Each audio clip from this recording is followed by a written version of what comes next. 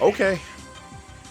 Um, there's a lot of opportunity for this to get very annoying for Unknown.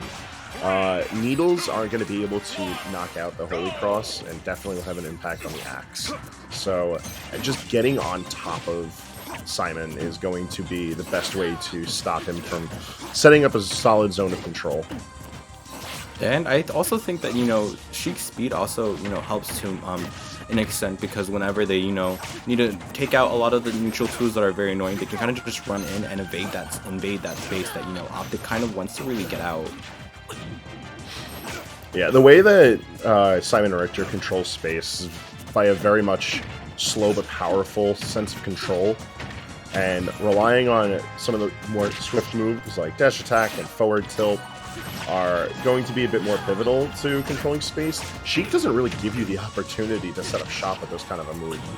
So, like, oh, yeah, especially if we can put off stage in situations like that. There you go, come back. Absolutely, and that's just one of the situations. Like, you know, Unknown was down for a little bit, but then they got in that one time, and they've been able to take a lot of, you know, their advantage and just make sure that they can't really let, you know, Optic do what they normally want to do for a very long time. Of course.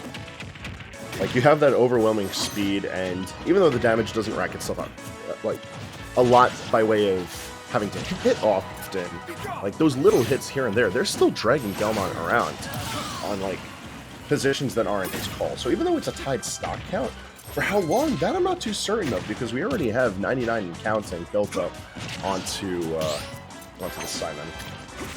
And as we already know, it only takes one hit, so I definitely really want to see what Optic is going to do, because they have to land sometime soon. They have to find some way to get back to some sort of control, and it's looking like they're not looking too comfortable right now. Yeah, I think one thing that Optic needs to clean up either here or before next game at some point is the commitments to down tilt. We're seeing a lot of the down tilt too, and she quite literally could just sort of sit there and let Simon leap over her. And you don't want to be giving Sheik any more stage control than Unknown is already gathering. For sure. But we're already seeing 54%, you know, being put on, and this is looking a little bit scary for Optic. They're looking like they actually kind of, you know, are just very struggling overall to actually get out of the corner, and oh, that was a very nice recovery. That was a good recovery, yeah. But how many situations are they going to find themselves in not finding the hit off that up smash, though? Oh, that's unfortunate. They needed that.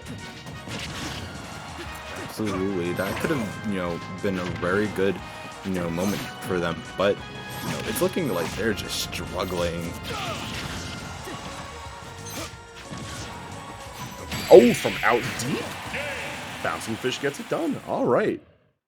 An impressive ending to game one, going in favor of Unknown. So I definitely like the way, obviously, that, you know, Unknown just took that very convincingly, but I feel like a little bit what Optic should be just doing a little bit better was, well, you know, to your point about them using a little bit more down tilt, is just being a little bit more patient at ledge. There was a lot of situations, and although you don't really want to be at ledge, it kind of just shows, you know, where they're at mentally. And, you know, I'm just like, I gotta get out of this corner, I gotta get out of this situation. But, you know, choosing a lot of options too preemptively is just one of those situations where it's just gonna only keep you, you know, back at ledge. You know, what I want to be seeing more of is forward tilt, forward airs, back airs. Like, you can't commit too much to the projectiles, and if you are going to commit to them, like, holy cross. Like, the side B is so good at being able to contest space from Sheik, because it's nearly the same size as Sheik. But if you can't slow Sheik down from entering your zone of control, there's really nothing that you can do, and we're going to see first stock going pretty quickly in favor of Unknown.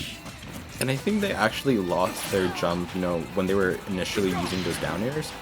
So they kind of just lost a little bit of track of where they were, you know, especially on the stage and whatnot. But it's already looking, again, you know, we're in the lead from Unknown's side, and Unknown is just trying to make sure that they put all the more damage they can, because, you know, it doesn't matter if they're at 100%. They want to make sure they take this stock pretty fast. They don't want to deal with this.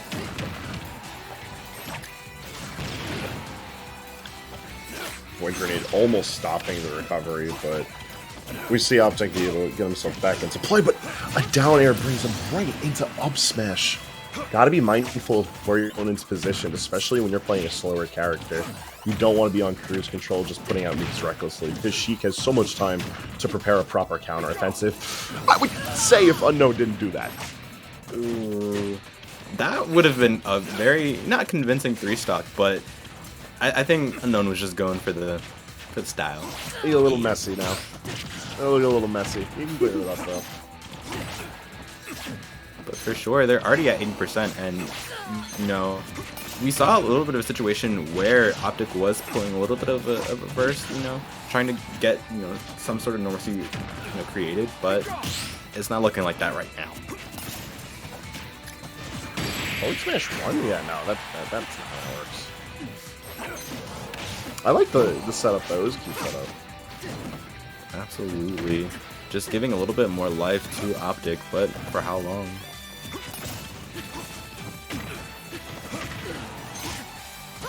Only the lightest touch of up air.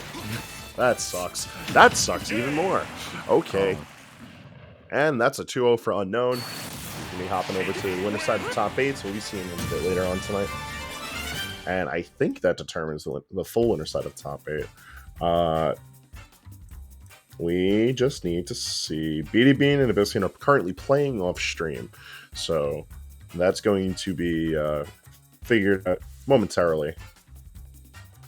Mm-hmm. And I think I mean, you know, we have a light bracket again, but you know, I think it's gonna be a little bit interesting. You know, you don't see these characters all too often, and you know, it's Tri-State. Yeah, I feel like there's at least 1 or 2 reps for like every character.